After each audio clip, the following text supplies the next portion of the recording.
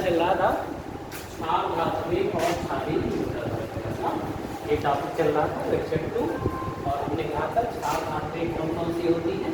Lithium, क्यों, sodium, potassium, rubidium and caesium, इन्हीं की प्रॉपर्टी का अध्ययन करते हैं ना। और क्षारीय मृदा धातु में किसे कहते हैं? Beryllium, magnesium, calcium, strontium and beryllium. ये कैसी धातु है? क्षारीय मृदा धातु ना। कौन सा कहते हैं इनको? क्षारीय मृदा धातु। यानी इनके जो है ना, जो ऑक्साइड होते हैं ये बिल्कुल मिट्टी की तरह के होते हैं। कैसे होते हैं? मिट्टी की तरह। जैसे कैल्शियम ऑक्साइड आपने देखा है, बिना बुझा चूना कहते हैं ना, चूने की तरह। चूना किस तरह? थोड़ा सा मिट्टी से थोड़ा सा सफ़ेद, है ना। इनके जो ऑक्साइड होते हैं मिट्टी के समान होते हैं और अगलनीय होते हैं, यानी इनको गर्म करिए तो जल्दी ये टूटते नहीं, है ना। तो मिट्टी के समान है इसीलिए, और ये धातुएं मृदा में पाई जाती है, मिट्टी में पाई जाती है ना। इसीलिए इनको कौन सी धातुएं कहते हैं? क्षारीय मृदा धातु, है ना। इनके जो विलयन होते हैं साबुन के समान चिकने होते हैं, इसीलिए इनको क्षार धातु में कास्टिक मेटल से कहा जाता है। कास्टिक का मतलब जो कपड़ों से मैल को काटते हैं ना। जैसे आप पता है सोडियम से कास्टिक सोडा बनाया जाता है ना। कास्टिक सोडा का मेन काम क्या है? साबुन बनाना ना। साबुन बनाने का मेन अवयव है ना। तो ये इनका काम क्या है? कपड़ों से मैल काटते हैं। ये बहुत ही सॉफ्ट किस्म की धातुएं हैं, यानी चिकनी है, बहुत हार्ड नहीं है। ये धातुएं तो हैं लेकिन इनके जो जली विलयन साबुन समान चिकने होते हैं, सॉफ्ट मेटल होती है। और आपको बता दूं ये जो लिथियम है सबसे हल्की धातु मानी जाती है। कौन धातु मानी जाती है? सबसे हल्की, लाइटर मेटल मानी जाती है ना। और सबसे भारी धातु कौन सी है पता है? OS, osmium. क्या नाम है इसका? सबसे भारी धातु, है ना। और सबसे हल्की धातु क्या है? लिथियम ना। कल हम बात कर रहे थे इनके इलेक्ट्रॉनिक विन्यास की। इनका इलेक्ट्रॉनिक विन्यास इसी बहाने फिर से रिपीट हो जाएगा। इसका परमाणु क्रमांक 26, इसका परमाणु क्रमांक 37, इसका परमाणु क्रमांक 50। क्या होता था ना? जब इनका इलेक्ट्रॉनिक विन्यास करते हैं 1s2 2s, क्या होगा? आई थिंक ये जानते होंगे आपका नियम के अनुसार ना। 1s पहले बढ़ता है, फिर 2s 2 फिर 3s ना, 3 फिर 4s रीडिंग ना। उसका एक क्रम बढ़ा होगा, ये प्लस एल का नियम बढ़ा होगा।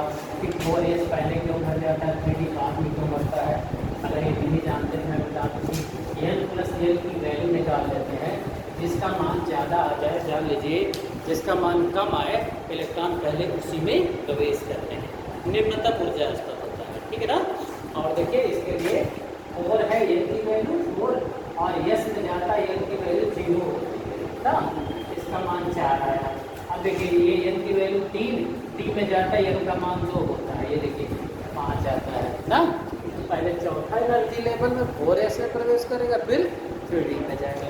कहीं भी आपको भरने में कंफ्यूजन हो जाए इसके बाद यार कौन सा ऑर्बिटल आएगा, तो यदि आप क्वांटम संख्या निकालना चाहते हैं बस आपको क्या एस में जाए तो एल का मान 0, पी में जाए एल का मान 3, पी में जाए एल का मान 2, एफ में जाए एल का मान 3।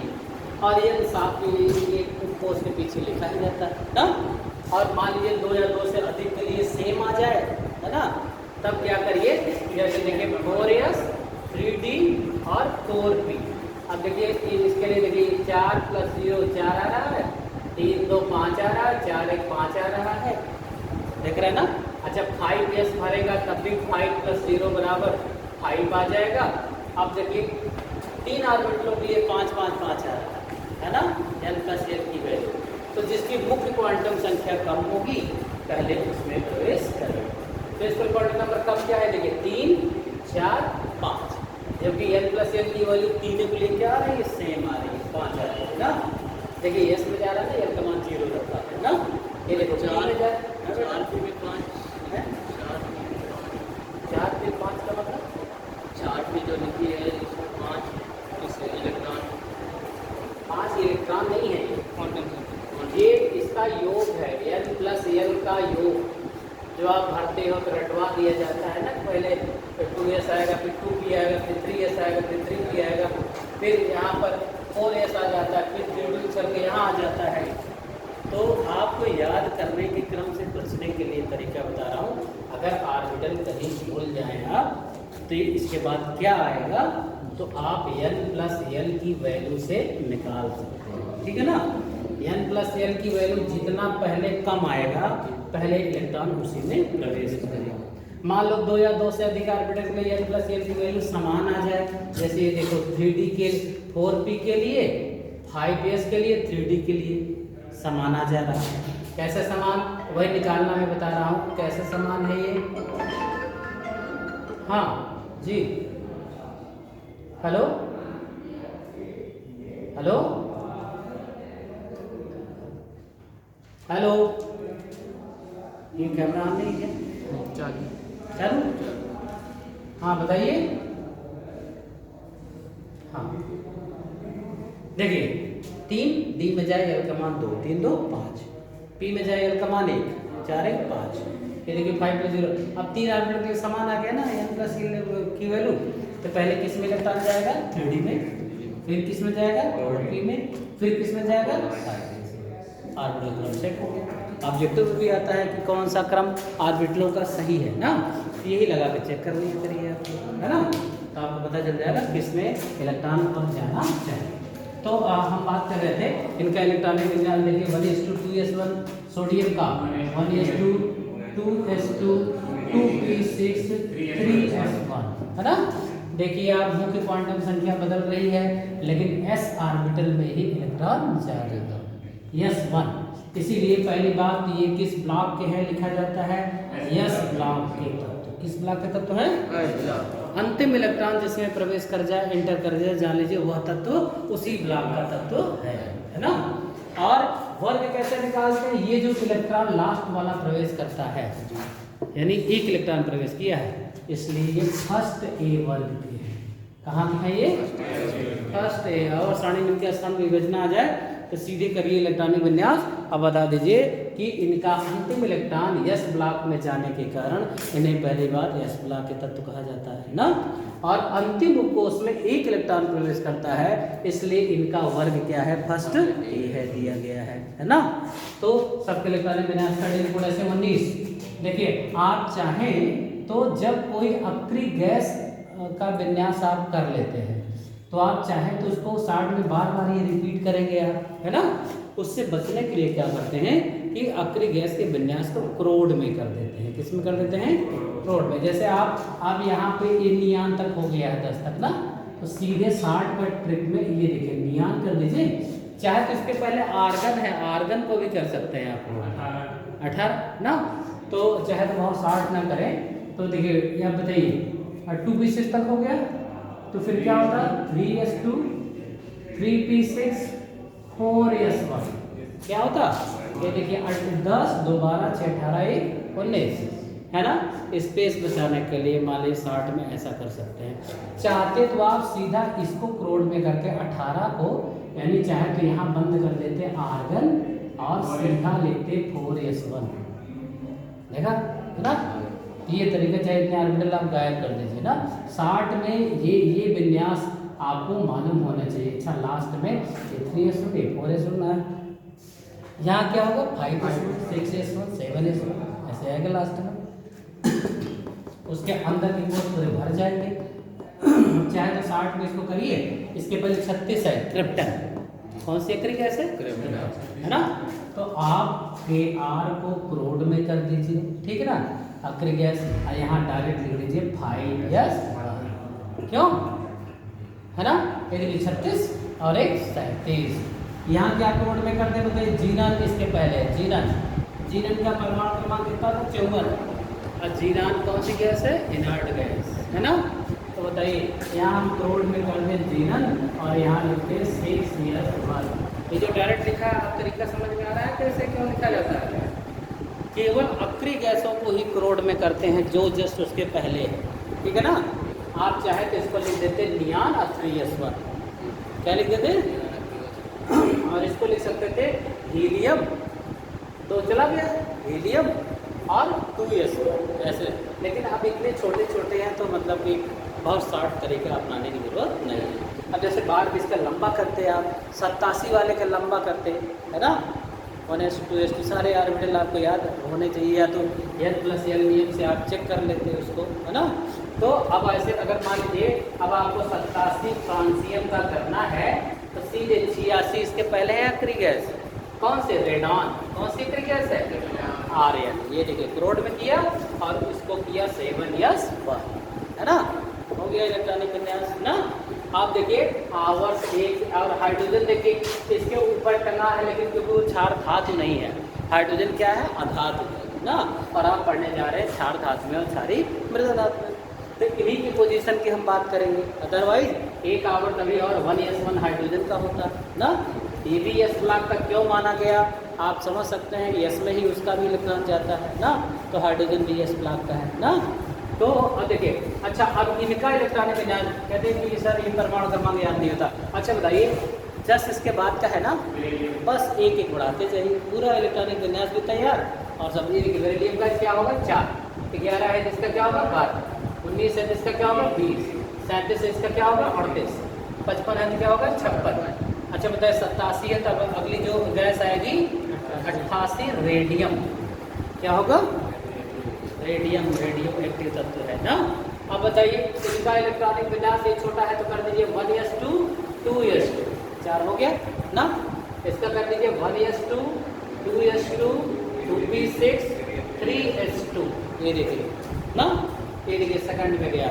अच्छा बताइए अब मैं क्रोड में कर दूं, आर्गन आखिरी गैस 18 तक कर दिया और यहाँ कर दिया 4s2, ये देखिए 4s1 है, एक इलेक्ट्रॉन और डाल दीजिए, इनका पूरा इलेक्ट्रॉन विन्यास हो गया है ना। अब देखिए 4s2 एक क्या करते हैं बताइए, क्रिप्टन को क्रोड में कर दें और यहाँ पे क्या करते हैं 5s2 है ना। और इसका क्या करते हैं, जीनन को क्रोड में करते हैं 54 है ना, और क्या लिखते हैं 6s2। इसका क्या करते हैं बताइए, रेडॉन को क्रोड में करते हैं 86 और इसका हो गया 7s। ये देखिए दोनों परिवारों का एक साथ इलेक्ट्रॉनिक विन्यास तैयार हो गया। अब चाहे जैसा क्वेश्चन पूछे कि आवर्त सारणी में क्षार धातुओं के स्थान की विवेचना करिए या क्षारी मृदा धातुओं को कहाँ रखा जाए, क्यों रखा जाए, तो आप इस बात का आंसर लिख सकते हैं कि क्योंकि इनका अंतिम इलेक्ट्रॉन यस में प्रवेश कर रहा है, इसलिए दोनों परिवार यस ब्लॉक के अंतर्गत आते हैं, राइट। इनके बाहरी कक्षा में 1 इलेक्ट्रॉन, इनके बाहरी कक्षा में 2 इलेक्ट्रॉन है ना, इसलिए इन्हें फर्स्ट ए समूह का माना जाना उचित है और इन्हें सेकंड ए का माना जाना उचित है कि नहीं। ऐसे बस इतना लेके इलेक्ट्रॉनिक विन्यास लिखा, ये टॉपिक कंप्लीट हो गया कि क्यों स्थान दिया जाए फर्स्ट ए और सेकंड ए में ना, क्योंकि अंतिम इलेक्ट्रॉन एक जाता है। जैसे आप सोचिए कि ऐसे बोरबरिक नियम से करेंगे तो भी वही आएगा। देखिए जैसे परमाणु क्रमांक 3 है, 2 और 1 है ना, पहली कक्षा में 2, आपको बोरबरिक नियम पढ़ा गया, किसी भी कक्षा में 2n² से ज़्यादा इलेक्ट्रॉन नहीं रह सकते ना। और तो बताइए पहली कक्षा में 2 × 1 का स्क्वायर 2 इलेक्ट्रॉन रह सकता है, दूसरी कक्षा में 2 × 2 का स्क्वायर 2 × 4 = 8 रह सकता है, तीसरी कक्षा में 2 × 3 का स्क्वायर 18 रह सकता है ना। ऐसे बढ़ता हुआ चला जाता है। तो आप देख रहे हैं चाहे इनका करिए, बोरबरिक नियम से करिए या आफ्बा नियम से करिए, एक ही इलेक्ट्रॉन अंतिम कोश में 1 या 2 ही प्रवेश कर रहा है ना, इसलिए फर्स्ट है और ये क्या है, ये सेकंड ना। अब इसके बाद आती है इनकी प्रॉपर्टी, और प्रॉपर्टी से ऑब्जेक्टिव क्वेश्चन कैसे बनते हैं देखिएगा। जरा ये इलेक्ट्रॉनिक विन्यास उतार लीजिएगा, note down electronic configuration of actually and alkaline compound.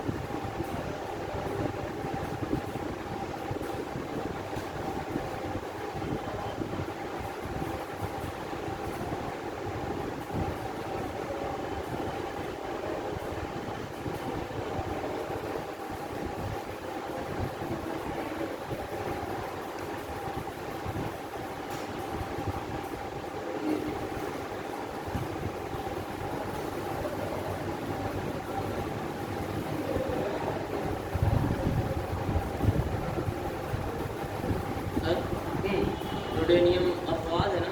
और अपवाद पास रूडेनियम रूटेनियम क्या है? अपवाद है ना? किस क्लास में? 11 इसका अपवाद है। क्या जानना चाहते हो? पहली बात तुम तत्व का नाम सही नहीं बोल रहे हो। रूडेनियम रूटेनियम कोई रूडेनियम नहीं सर, रूडेनियम रोडियम RH है ना, नाम अपवाद है, तो 4D में आता है।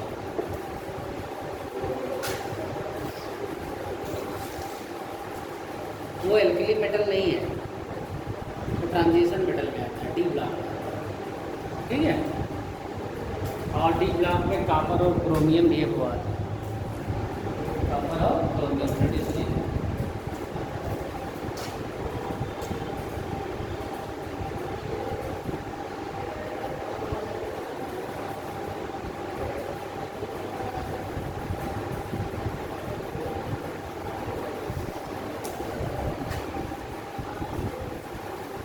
बना लिया।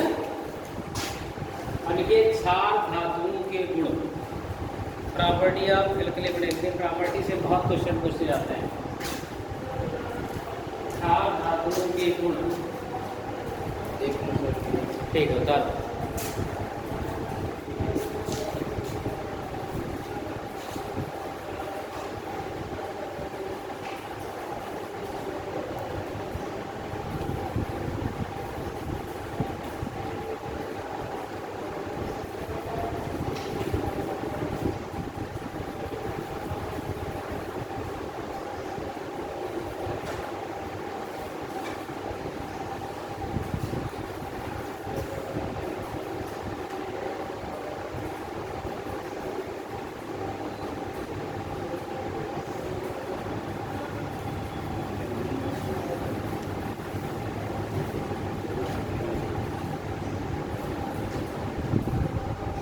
क्लियर? डालिए प्रॉपर्टी ऑफ एल्कली मेटल्स। पहला भौतिक फिजिकल प्रॉपर्टी,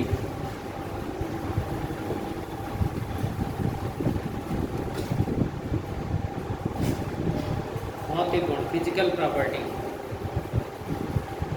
सभी क्षार धातुएं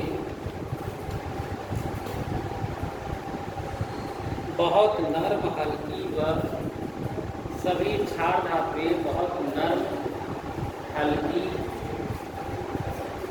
व सिल्वर जैसी सफेद रंग की, सभी क्षार धातुएं बहुत नर्म हल्की व सिल्वर जैसी सफेद रंग की, सिल्वर जैसी सफेद रंग की और चमकदार होती हैं। सिल्वर जैसी रंग चमकदार होती है। सेकंड वन लिखिए, इन धातुओं के गलनांक और क्वथनांक, इन धातुओं के गलनांक और क्वथनांक अपेक्षाकृत कम होते हैं, अपेक्षाकृत कम होते हैं। कम होते हैं क्योंकि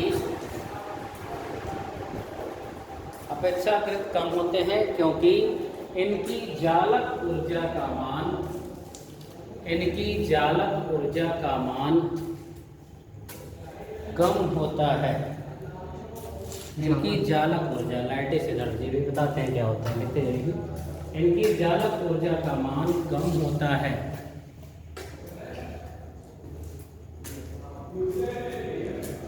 ऊपर से नीचे की ओर जाने पर, ऊपर से नीचे की ओर जाने पर इनके क्वथनांक व गलनांक के मान, क्वथनांक व गलनांक के मान घटते जाते हैं। क्वथनांक व गलनांक के मान घटते जाते हैं।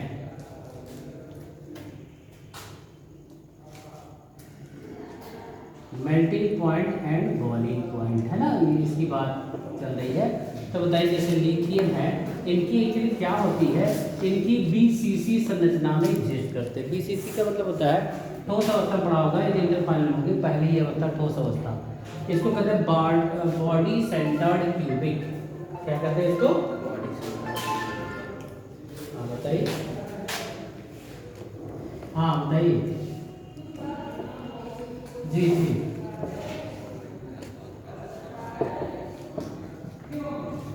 ठीक है, वो जान तो लिए सर, लेकिन हम लोग पास वाहन नहीं रहता और बिहार का पूरा एमपी का बॉर्डर है, समझिए बहुत मुश्किल होता है जाना। हमारे यहाँ प्रवेश कार्य भी चल रहा है, एडमिशन है ना।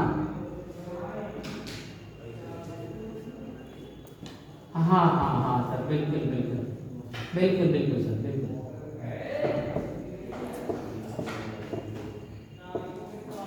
तो आप देख सकते हैं जो बॉडी सेंटर संरचना होती है, ये क्यूब दिख रहा है, क्यूब घन दिख रहा है ना आपको, घनाकार, जैसे नमक की संरचना होती है NaCl की, है ना। और या नमक भाई इसी के परिवार के ही तत्वों से तो बनता है NaCl, है ना। ऐसे इनकी जो है, ये जो घन के जो होते हैं 8 कार्नर होते हैं। क्या होते हैं? 8 कोने। घन के कितने कोने होते हैं? 8, है ना। और देखिए जैसे ये कमरा है ना, देखिए 1 2 3 4 ऊपर और 4 नीचे, है ना। ये कमरा समझिए घनाकार है ना। और एक जो परमाणु बॉडी के बीचों बीच होता है, तब इसको कहते हैं BCC संरचना। कौन सी? बॉडी सेंटर्ड क्यूबिक, काय केंद्रित घन, है ना। उसकी काया में, बॉडी में एक परमाणु बीचों बीच है ना। सेंटर्ड का मतलब क्या होता है? केंद्र में, है ना। अगर ऐसी, तो ये जो क्षार धातुएं हैं, पहली बात तो BCC संरचना में इनके क्रिस्टल एग्जिस्ट करते हैं। और इनके आप बताइए, जैसे यहाँ पर एक लिथियम है, यहाँ एक क्लोरीन है, यहाँ एक लिथियम है, यहाँ एक क्लोरीन है, यहाँ एक लिथियम है, यहाँ एक क्लोरीन है। तो जैसे नमक में देखिए, एक सोडियम परमाणु, एक क्लोरीन परमाणु, एक सोडियम परमाणु, ऐसे हजारों सोडियम और ये क्लोरीन परमाणु, ऐसे घनाकार जालक संरचना, इसकी जो ना जाल जैसी संरचना है, देखिए जैसे ना, देखिए। और इसके जाल को तोड़ने के लिए जिस ऊर्जा की जरूरत पड़ती है, उसी को हम कहते हैं जालक ऊर्जा। कौन सी ऊर्जा कहते हैं? लाइटिस एनर्जी। इस एनर्जी का नाम क्या है? लाइटिस एनर्जी इंग्लिश में, और हिंदी में कहते हैं जालक ऊर्जा, है ना। तो हमने लिखवाया कि क्षार धातुओं की जालक ऊर्जा का मान, इनका अपेक्षाकृत इनके क्रिस्टलों की जालक ऊर्जा का मान कम होता है ना। और इसीलिए इनके क्वथनांक अच्छा कम होता है, तो इसीलिए ये इनके क्वथनांक और गलनांक के मान भी क्या हो जाते हैं? कम हो जाते हैं, है ना। और हमने कहा कि अब बताइए, लिथियम से लेकर lithium, sodium, potassium, rubidium, caesium, नीचे जाने पर जालक ऊर्जाओं के मान घटते हैं, इसीलिए क्वथनांक और गलनांक का मान भी घटता है। तो सबसे ज़्यादा क्वथनांक गलनांक का मान किसका होगा? लिथियम। सबसे कम क्वथनांक गलनांक का मान किसका होगा? सीजियम का, है ना। ये मतलब हुआ, यानी सबसे ज़्यादा क्वथनांक गलनांक इस मेटल का, और सबसे कम क्वथनांक गलनांक सीजियम का, है ना। तो इस परिवार में ऊपर से नीचे जाने पर मेल्टिंग पॉइंट और बॉइलिंग पॉइंट के मान डिक्रीज करते हैं। क्या करते हैं? अब जैसे अब ऐसे लिख सकते, lithium greater than sodium, greater than potassium, greater than rubidium, greater than caesium. और यहाँ पर क्या है बताइए? Decreasing order. क्यों? Decreasing order of boiling point and melting point. MP माने मेल्टिंग पॉइंट। गलनांक और क्वथनांक से क्या तात्पर्य समझ सकते हैं? जिस तापमान पर, अच्छा पहले कोई चीज गलेगी तभी तो उबलेगी, क्यों? बॉइलिंग पॉइंट का मतलब क्या होता है? उबलने का तापमान। क्यों? जैसे पानी उबलता है कितने पर? 100 डिग्री पर। तो पानी का बॉइलिंग पॉइंट कितना है? 100 डिग्री ना। ऐसे ही मान लीजिए बर्फ, पानी बर्फ अवस्था में होता, पहले मेल्ट करता, क्यों? है ना, पहले गलना शुरू होता। जिस बिंदु पर गलना शुरू होता वही गलनांक है ना। कोई भी मेटल है, जिस तापमान पर पहला क्रिस्टल पिघलना शुरू होता है, वही उसका क्या होता है? गलनांक हो जाता है ना। जब बॉइलिंग का, अब बॉइलिंग कब करता है? जब मान लीजिए द्रव को, किसी को आप हीट कर रहे हैं, तो बताइए जब हीट आप करोगे तो इनके अणुओं की गतिज ऊर्जा का मान क्या होगा? काइनेटिक एनर्जी बढ़ेगी ना। और एक समय ऐसा आएगा ये सरफेस पर उच्च गतिज ऊर्जा के कारण सरफेस पर आ जाएंगे, है ना। फिर क्या करेंगे? ये तुरंत गैसीय अवस्था में यहाँ से जाना, बॉइलिंग, है ना। और इनका जब इसका जो गतिज ऊर्जा का मान है बढ़ जाता है, और इसका जो क्वथनांक कहा जाता है, इसका दाब वायुमंडलीय दाब के बराबर हो जाता है, यहाँ से पानी बॉयल होने लगता है है ना। तो इसका मतलब क्या है, आप गरमाने पे काइनेटिक एनर्जी अणुओं को क्या करते हैं, बढ़ाते हैं, जिससे वो एक अवस्था से दूसरी अवस्था में जाने लगते हैं, है ना।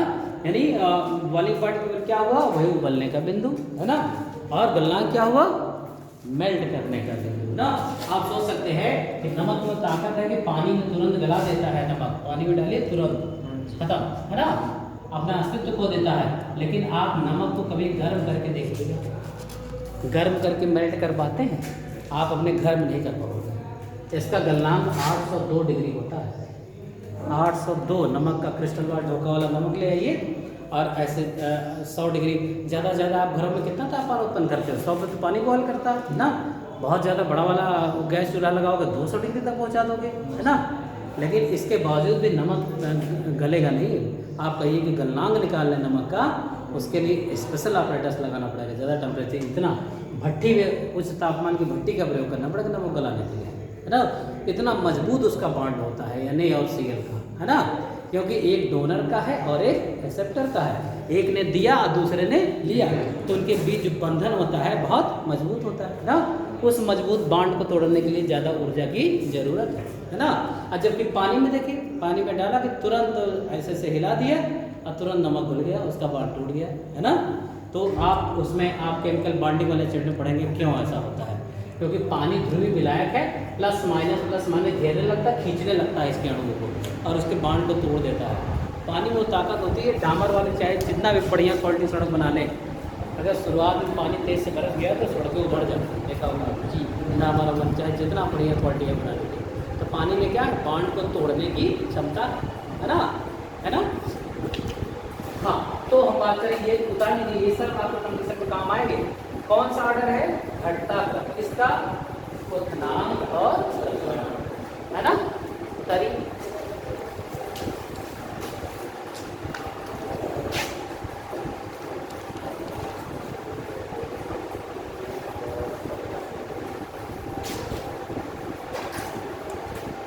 दूसरा है डेंसिटी, घनत्व। दूसरी प्रॉपर्टी है इनका घनत्व।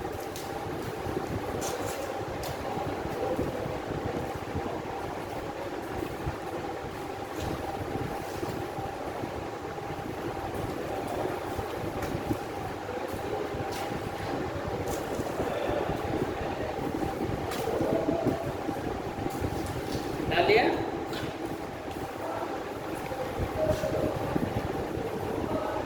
क्षार धातु के घनत्व, क्षार धातु के घनत्व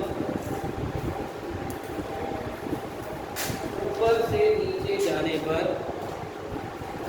क्षार धातुओं के घनत्व ऊपर से नीचे जाने पर बढ़ते जाते हैं, ऊपर से नीचे जाने पर बढ़ते जाते हैं। अभी तक ज्ञात धातुओं में, अभी तक ज्ञात धातुओं में लिथियम सबसे हल्की धातु है। लिथियम, अभी तक ज्ञात धातुओं में लिथियम सबसे हल्की धातु है।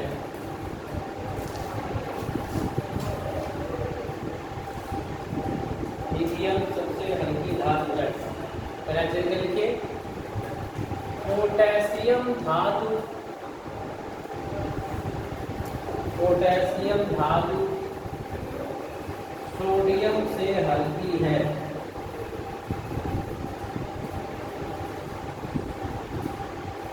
पोटेशियम धातु सोडियम से हल्की है, क्योंकि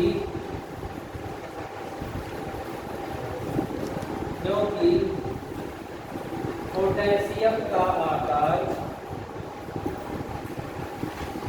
पोटेशियम का आकार असामान्य रूप से,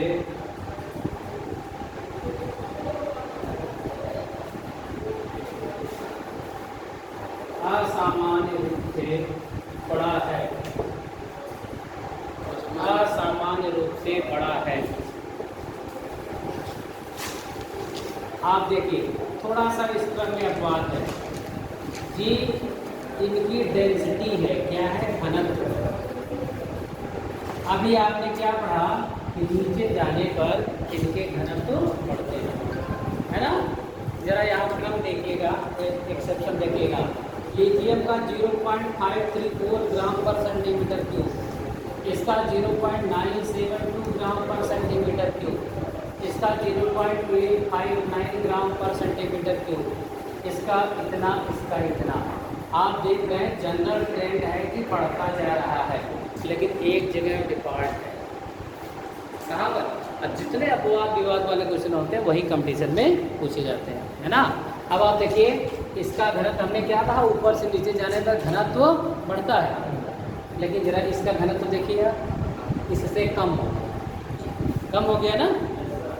इसीलिए लिखा है, जब इससे कम हो गया, लिखा है कि पोटेशियम जो धातु होती है सोडियम से हल्की होती है, जबकि इसे भारी होना चाहिए। नीचे जाने पर घनत्व क्या हो रहा है, बढ़ रहा है ना। जब घनत्व बढ़ेगा, घनत्व का मतलब क्या होता है, पार्टिकल पास पास होंगे, सटे होंगे, डेंस होंगे, तो इसे भारी होना चाहिए। लेकिन केमिस्ट्री अपवादों से कहीं कहीं भरी है ना। जहाँ जहाँ अपवाद है बिल्कुल हाईलाइटर से उसको नोट किया रहा करिए, अपवाद बहुत पूछते हैं, चाहे इलेक्ट्रॉनिक विन्यास में हो चाहे जहाँ हो। इसीलिए डेंसिटी सहित मैंने लिख दिया कि इसीलिए। अब बताइए सही क्रम क्या होगा। डेंसिटी हमने कहा कि बढ़ती है, बढ़ने में कौन सा क्रम लगाते हैं, लिथियम की डेंसिटी सबसे सोडियम से कम, राइट ना। अब बताइए, अब यहाँ चिन्ह उलट देते हैं, ध्यान रखिए, सोडियम की डेंसिटी पोटेशियम से ज़्यादा, फिर लेस देन का चिन्ह लगेगा रुबिडियम, फिर लेस देन क्या होगा, सीजियम। ये देखिए, अब यहाँ आप लिखेंगे इंक्रीजिंग आर्डर ऑफ डेंसिटी, घनत्व का बढ़ता हुआ क्रम, और हाइलाइटर से इसको जरूर मार्क कर देंगे कि यहाँ पर क्या है, अपवाद है ना। सोडियम का घनत्व आप देख रहे हैं पोटेशियम से ज़्यादा हो गया, सोडियम भारी हो गया, पोटेशियम हल्का हो गया, है ना। अच्छा, सबसे भारी इसमें कहें तो कौन है, सीजियम, है ना। इस परिवार के सबसे भारी धातु कौन, सीजियम। सबसे हल्की धातु कौन, अभी तक जितनी ज्ञात धातुएं हैं हमने लिखवा दी, लिथियम सबसे हल्की है ना। और ओस्मियम मैंने बताया सबसे भारी है, पूरी अवस्थानी की सबसे भारी धातु ओस्मियम है ना। और सबसे हल्की धातु क्या है। अब इनकी डेंसिटी सहित लिख लीजिए, क्योंकि ये सारी चीज़ें आपके नीट और उसमें पूछी जाती है कि कहाँ पे अपवाद है, क्या है। तो आपने लिख लिया है कि सोडियम भारी है किससे, पोटेशियम से, बाकी किसी क्रम में अपवाद नहीं। तारीख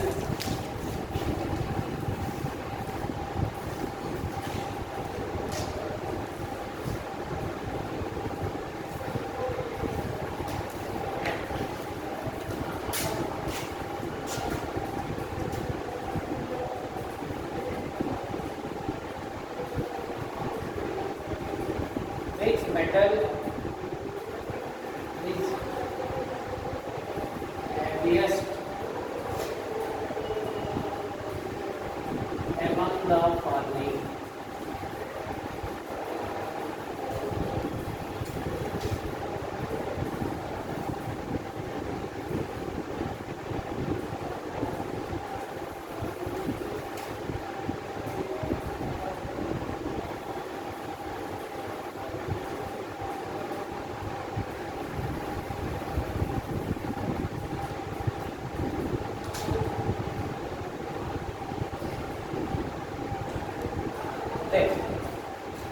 ये क्वेश्चन ध्यान रखिए, हैवीएस्ट वाले भारी है ना। इनमें से आपको बताना है, एक ऑप्शन ऑलरेडी रिजेक्ट हो गया है। क्यों रिजेक्ट हो गया बताइए, क्योंकि हाइड्रोजन मेटल नहीं है। हाइड्रोजन क्या हो गया, अधातु। आप जानते हैं पहला परमाणु क्रमांक सबसे हल्का, लेकिन क्योंकि हम धातु यहाँ बात कर रहे हैं, किसकी बात कर रहे हैं, सबसे हल्का तब तो नहीं पूछ रहे हैं, हम पूछ रहे हैं which metal is heaviest among the following, है ना। इनमें से सबसे भारी धातु कौन है। अभी तक ये प्रॉपर्टी अगर अध्ययन करेंगे कि वो ऊपर से नीचे जाने पर बढ़ता है तो फंस जाते हैं आप। क्या लगाते हैं आप, पोटेशियम। क्या लगाते हैं, है ना। सबसे हल्की जब लिथियम है तब आप मैंने लिखवाया कि ऊपर से नीचे जाने बढ़ता है, ठीक है। और बढ़ता है वास्तव में रियल में। लेकिन कहाँ पे अपवाद है जरा देखिए, सोडियम और पोटेशियम। कौन भारी हो जाता है? सोडियम ना। तो यहाँ पर आपका ऑप्शन क्या होगा? सोडियम सबसे भारी ना, पोटेशियम भारी नहीं है।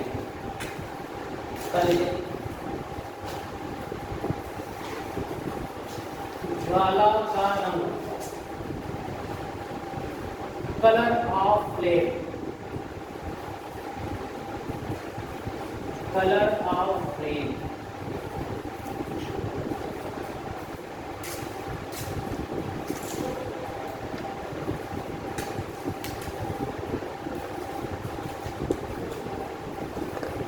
ये उतार लिया है ना?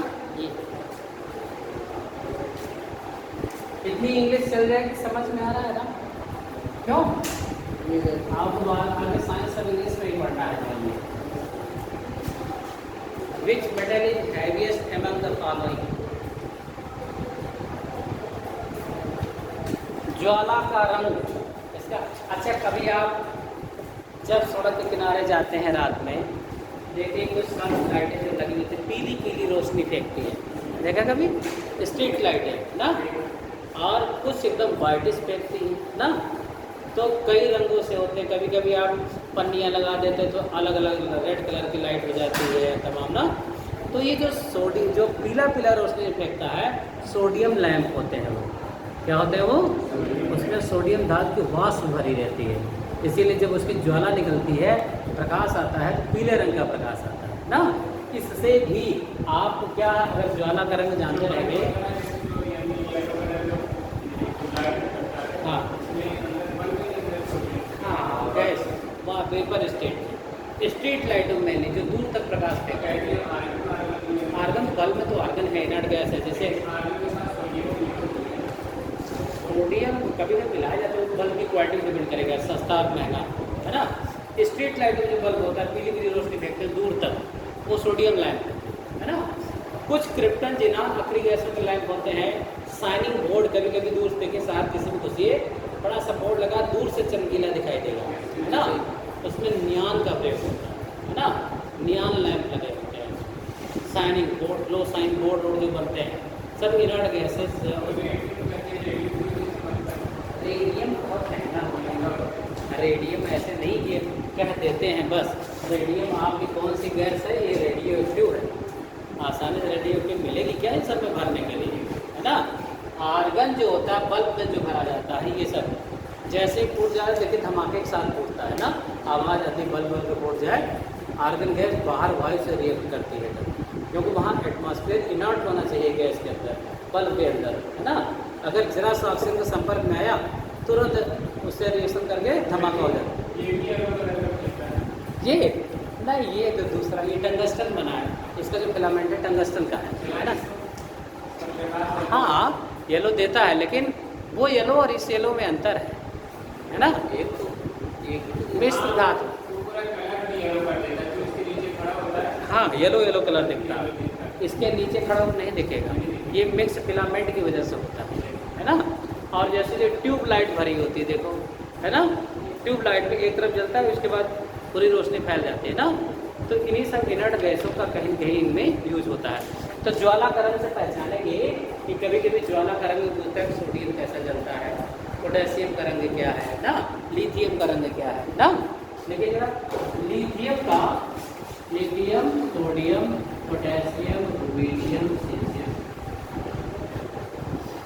लिथियम लाल रंग की ज्वाला के साथ जलता है, सोडियम का ज्वाला का रंग नीला है, पोटेशियम वायलेट है, बैगनी, बैगनी, ये सब दोनों बैगनी हैं, लाइट बैगनी, कोई हल्का बैगनी ना, लेकिन केवल यहाँ लिखा रहता है बैगनी, वायलेट कलर है ना। तो खासकर इनका रंग जरूर जानिएगा, ईंट जैसा लाल रंग आता है इसका, लिथियम जलता है ना। आपको जो मोबाइल की बैटरियाँ हैं, कभी पढ़ा करिए खोल करके, इसमें लिखा रहता है lithium ion battery, lithium ion battery है ना। हाँ, बैटरियों में यूज होता है, सेल, फोटो इलेक्ट्रिक सेल बनाए जाते हैं, है ना। तो लिथियम का रंग क्या है? लाल है। सोडियम रंग क्या है? पीला है। बाकी सबका रंग क्या है? बैगनी। बाकी सबका कोई कोई डार्क बैगनी है, कोई थोड़ा सा। देखिए बैगन का भी तो कलर अलग अलग होता है। क्यों?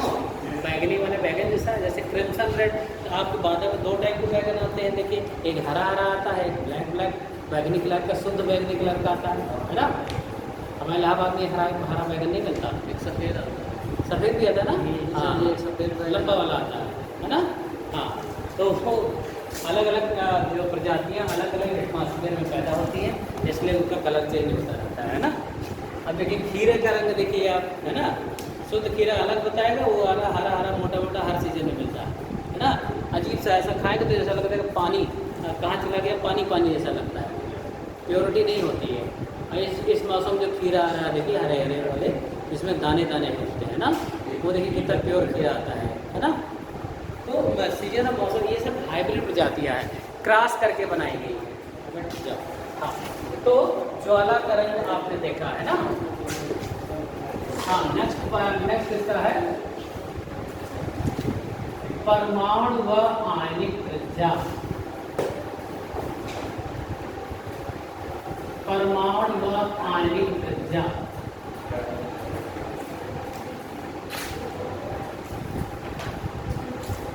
क्षार धातुओं की परमाणु व आणविक त्रिज्याएं, हाँ ठीक है। क्षार धातुओं की परमाणु व आणविक त्रिज्याएं ऊपर से नीचे जाने पर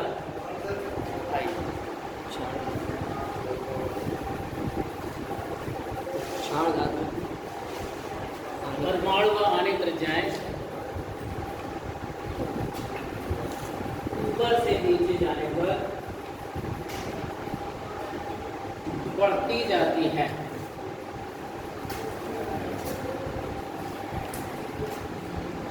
अच्छा, क्या क्यों कैसे आपको जानना बहुत जरूरी है। सीधी सी बात है, परमाणु की त्रिज्या परमाणु त्रिज्या है ना। अच्छा, मान लीजिए आप लिथियम लेते हैं, सोडियम लेते हैं, पोटेशियम, अभी इन्हीं की चर्चा चल रही है। नीचे जाने पर क्या होगा, इनके कोष की संख्या में वृद्धि होगी। भाई परमाणु क्रमांक 3, 2 और 1, 2 कोष बनेगा। इसका परमाणु क्रमांक 11, 2, 8, 1, 3 कोष बना। इसमें देखिए पोटेशियम में 2, 8, 8, 1, 4 कोष बना, है ना। कितने कोष बना? 19 होता है। अब देखो, और एल्यूमिनियम 37, इसमें होगा 2, 8, 18, 8, 1, ये देखिए 18, 10, 28, 28, 8, 36 और 1, 37। देखिए 1, 2, 3, 4, 5 कोष बना। इसमें कितने बनेंगे? 6 कोष, और नीचे वाले में 7 कोष बढ़ेगा। अरे भाई, ये लिथियम के नाभिक है, ठीक है। पहले कोष में 2 इलेक्ट्रॉन टहल रहा, दूसरे कोष में 1 इलेक्ट्रॉन। मान लीजिए ये नाभिक से दूरी की त्रिज्या होती है, क्यों? अच्छा बताओ, इसमें क्या बनेगा? ये बना नाभिक, ये पहला कोष, दूसरा कोष, तीसरा कोष। बताओ इसका आकार बढ़ने दिया? मुख्य क्वांटम संख्या बढ़ने पर नीचे जाने पर परमाणु के आकार ऑब्वियस की बढ़ते जाते हैं ना। अच्छा बताइए, आप सीजियम का आकार सबसे बड़ा होगा ना। क्षार धातु में सबसे बड़ा आकार किसका? सीजियम है, क्योंकि फ्रांसियम रेडियोएक्टिव तत्व है, स्टडी के लिए जल्दी उपलब्ध नहीं है। तो गुणों का अध्ययन कहाँ से कहाँ तक करते हैं? लिथियम से लेकर सीजियम। अच्छा, इनके आयन हमने लिखा, आणविक त्रिज्या भी बड़ी होती है। भाई लिथियम पर 1 धन चार्ज, सब परिवार के ये जो तत्व है सब पर 1 धन चार्ज होता है। तो बताइए, रुबिडियम 1+, सीजियम 1+, तो क्या हुआ? 1 इलेक्ट्रॉन निकल जाएगा, यही ना होगा, तभी आयन बनेगा। तो बताइए 1 कोष बचा, इसका 1 इलेक्ट्रॉन निकल गया, 2 कोष बचे हैं। इसका 1 इलेक्ट्रॉन निकल गया, 3 कोष बचा है। इसका 1 इलेक्ट्रॉन निकल गया, अभी 4 कोष बचा है ना। तो चाहे परमाणु की त्रिज्या हो या आयन की त्रिज्या हो, ऊपर से नीचे जाने पर बढ़ेगी ना। पूरी आवर्त सारणी का सबसे ज्यादा परमाणु आयतन का तत्व है सीजियम। जो कहा जाता है सीजियम का परमाणु आयतन सबसे बड़ा, बड़ी त्रिज्या होती है। और सबसे छोटा आयतन परमाणु त्रिज्या फ्लोरीन की। किसकी है? फ्लोरीन, है ना। बाएं दाएं जाने त्रिज्या घटती है एटॉमिक उसमें पीरियोडिक प्रॉपर्टीज में आपने देखा है ना। तो बताइए अब इनका क्रम कैसे समझाएं, बताइए कैसे समझाएं। लिथियम छोटा है किससे? सोडियम से। सोडियम छोटा है किससे? पोटेशियम। पोटेशियम छोटा है किससे? रुबिडियम से। ये छोटा है सीजीएम से ना। अच्छा, यहाँ कौन सा ऑर्डर लिखे, इंक्रीजिंग है कि डिक्रीजिंग है? इंक्रीजिंग, परमाणु त्रिज्याओं का बढ़ता क्रम है ना। नहीं बोलिए, बढ़ता है ना जी। सीधी सी बात है, नीचे जाने पर कोस बड़ा होगा और त्रिज्या बड़ी हो जाएगी ना। तो यहाँ क्या लिखेंगे आप? इंक्रीजिंग ऑर्डर ना, increasing order of atomic radius. अच्छा, इन्हीं को आयन में बदल दे तो आयनिक रेडियस, क्यों, है ना। अच्छा देखिए, आप देखिए इसको तारीख तक आप देखो, मैं देता हूँ। Which ion is larger in size?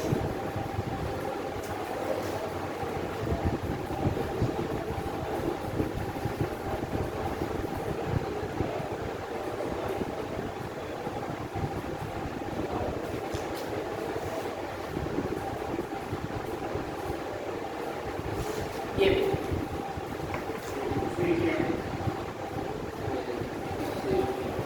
नीचे सबसे यही है ना सीजीएम ना। ये सब अगल बगल के 11 12, क्यों 11 12। अच्छा, इन दोनों में कौन बड़ा है पता है? आओ सॉरी बता दे मैंने, आगे त्रिज्या बढ़ा रहे थे। हाँ यस, सोडियम ना। जब सब इलेक्ट्रॉनिक हो जाए तो जिसका परमाणु क्रमांक ज्यादा उसकी त्रिज्या छोटी, बता देना मैंने। ये देखिए 11 12, एक निकल गया 10, दो निकल गया 10 हुए। तो इन दोनों में सोडियम बड़ा है। कौन बड़ा है? अच्छा, ये इसके नीचे है, ये इसके क्या है? नीचे है। अगर इनका ऑर्डर सजाने के लिए कहते हैं घटते क्रम, अभी तो एक ऑप्शन हमने चूज करने के लिए कहा ना। अगर कहते हैं इनको घटते क्रम में सजाओ, किस क्रम में सजाओ? तो बताइए सबसे बड़ा कौन होगा? ना।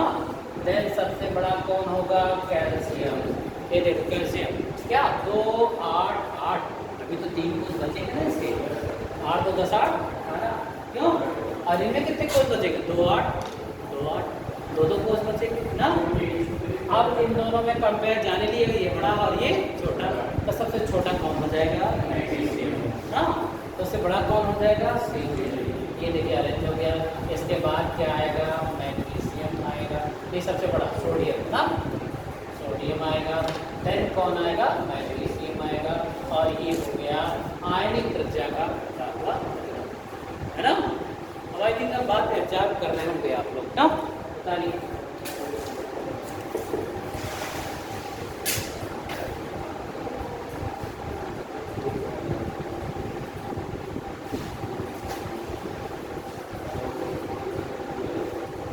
आयनिक त्रिज्या का घटताफल,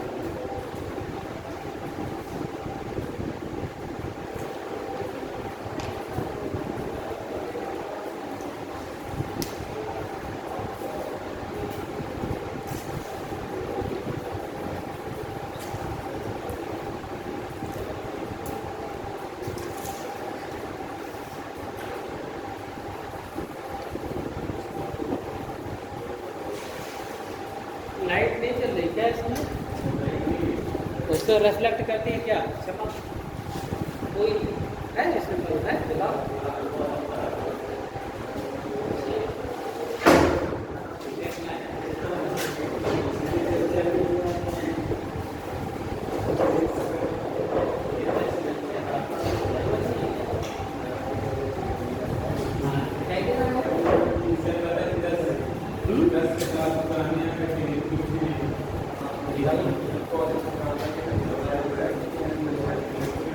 बना लिया?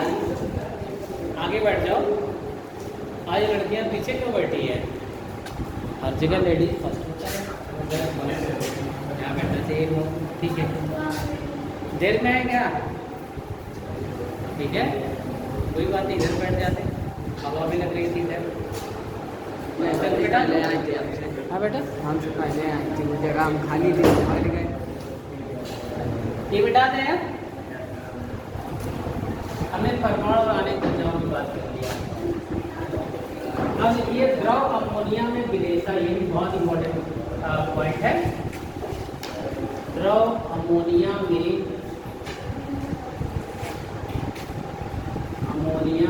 विलेयता सॉल्युबिलिटी इन लिक्विड अमोनिया।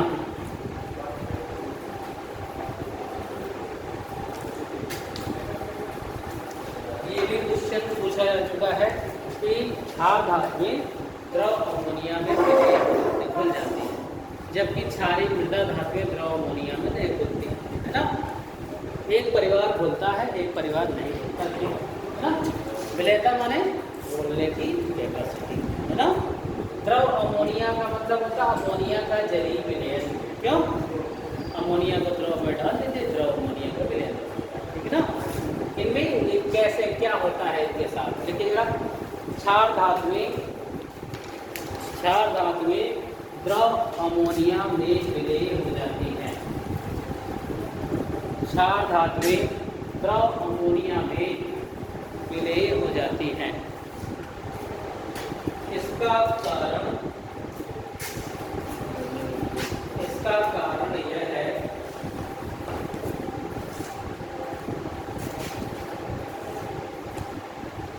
इसका कारण यह है कि जब इन्हें द्रव अमोनिया में घोला जाता है,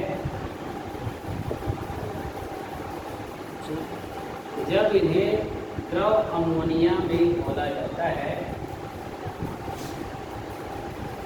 तो विलयन में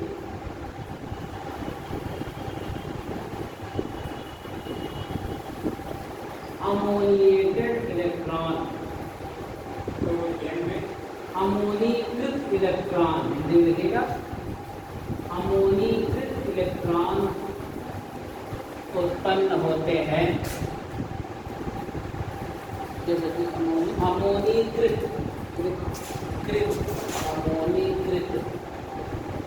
इलेक्ट्रॉन उत्पन्न होते हैं।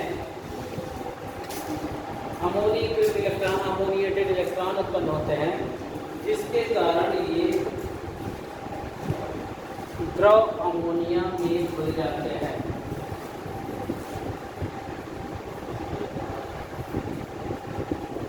द्रव अमोनिया में घुल जाते हैं।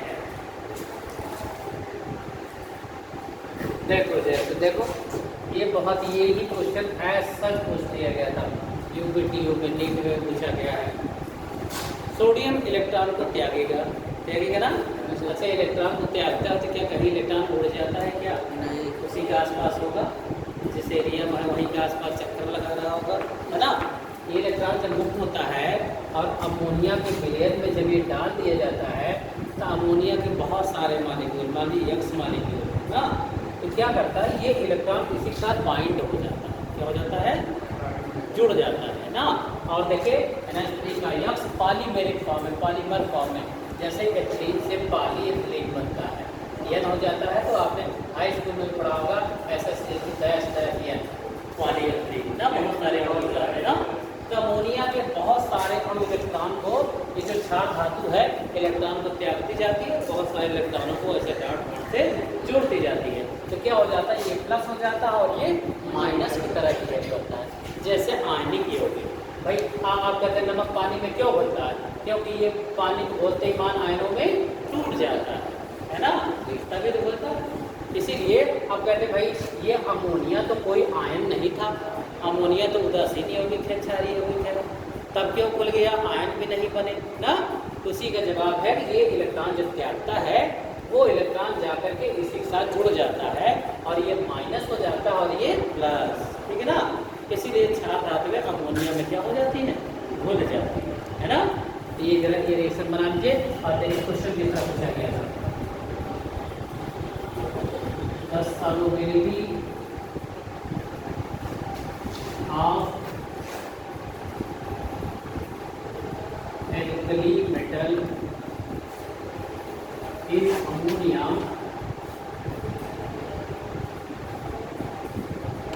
is due to option A,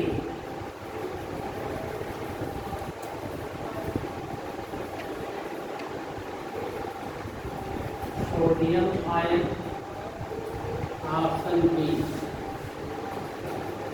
ammonia,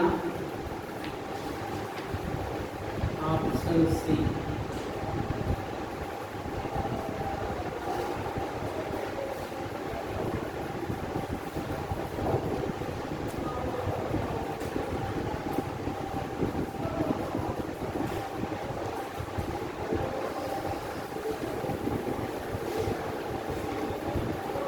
question को समझिए और जवाब दीजिए।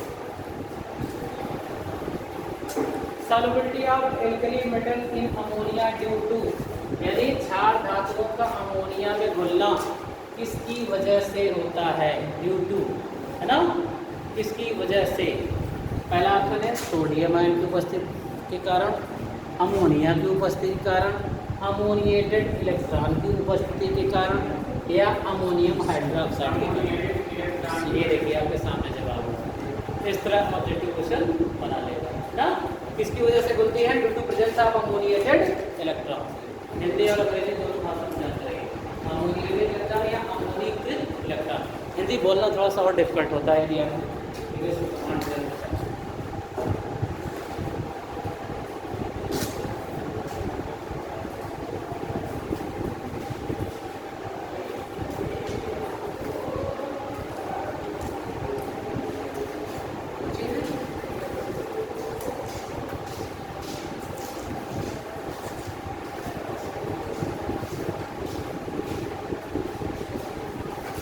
बना लिया। नेक्स्ट है क्षार धातुओं के नाइट्रेट, ये भी पूछा गया है क्वेश्चन कि जल में क्या होते हैं। क्षार धातुओं के नाइट्रेट,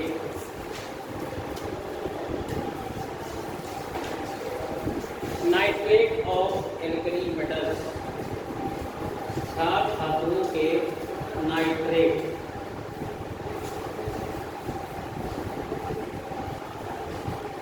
ये उतार लिया है, देखिए जरा। क्षार धातुओं के नाइट्रेट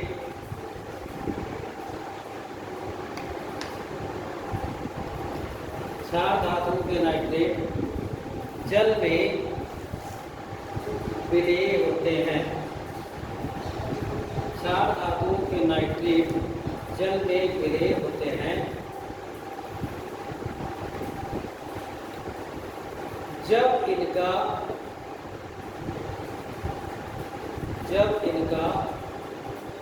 अपघटन किया जाता है।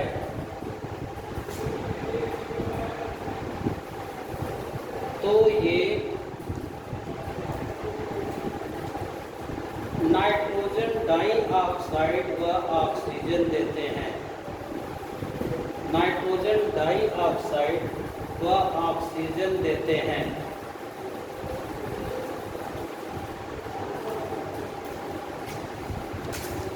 केवल लिथियम नाइट्रेट, केवल लिथियम नाइट्रेट जब जल अपघटित होता है, केवल लिथियम नाइट्रेट जल अपघटित होता है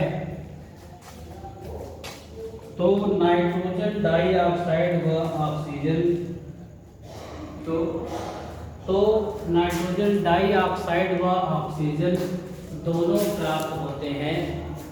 नाइट्रोजन डाइऑक्साइड NO2 व ऑक्सीजन दोनों प्राप्त होते हैं। इसके अलावा अन्य नाइट्रेट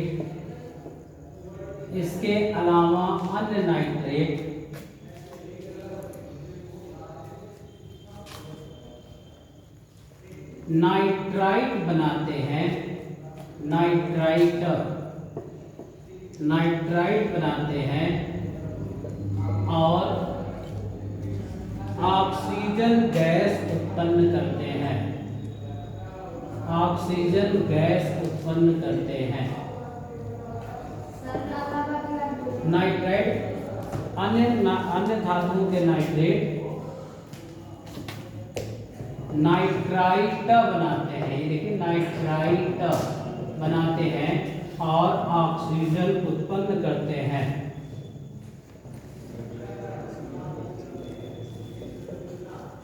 नाइट्राइट बनाते हैं और ऑक्सीजन उत्पन्न करते हैं। ये ऑब्जेक्टिव में ये क्वेश्चन कई बार आया है। क्या होता है जब लिथियम नाइट्रेट को गर्म करते हैं?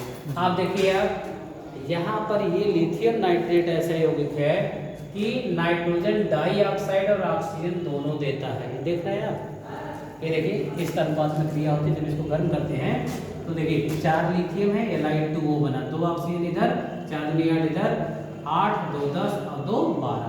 ये देखिए 4 की आई है ना। वो बाहर निकालना। लिथियम नाइट्रेट ही ऐसा नाइट्रेट है जो गर्म करने पर ये दोनों देता है, अदरवाइज इस परिवार के अन्य नाइट्रेट यानी चाहे वो सोडियम नाइट्रेट हो, चाहे वो पोटेशियम नाइट्रेट हो, है ना, नाइट्राइट में बदल जाते हैं, साथ में ऑक्सीजन देते हैं, नाइट्रोजन डाइऑक्साइड नहीं देते। ये खास बात है। ये कई बार एग्जाम पूछा गया इसमें नाइट्रेट। अच्छा, सारे नाइट्रेट इसमें आयनिक कैरेक्टर के होते हैं। किस कैरेक्टर के होते हैं? आयनिक, और इसीलिए जल में विलीन हो जाते हैं ना। इन सभी धातुओं के नाइट्रेट जल में क्या हो जाते हैं? घुल जाते हैं, क्योंकि ये आयनिक यौगिक में टूट जाते हैं ना। एक एक्सेप्शनल केस है कि लिथियम नाइट्रेट गर्म करने पर ये नाइट्रोजन डाइऑक्साइड और ऑक्सीजन दोनों देता है, जबकि अन्य नाइट्रेट गर्म करने के नाइट्रेट देखिए इसको सोडियम नाइट्रेट कहते हैं, यानी NaNO2 NaNO2 को कहते हैं सोडियम नाइट्राइट। क्या बोलते हैं? नाइट्रेट एंड नाइट्राइट, है ना। तो ये नाइट्राइट बन गया और साथ में क्या दे रहा है? केवल ऑक्सीजन। देखिए 3 दूनी 4, 2 दूनी 4, 2 6, है ना। ये रिएक्शन बहुत ही इंपॉर्टेंट है, ये उतार लीजिए। Question,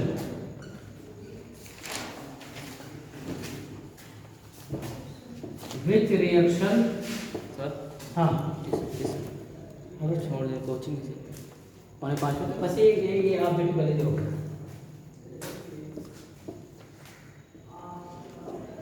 which nitrate on decomposition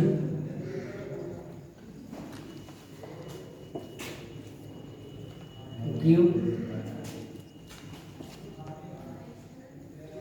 NO2 and oxygen both A NaNO3 B KNO3 C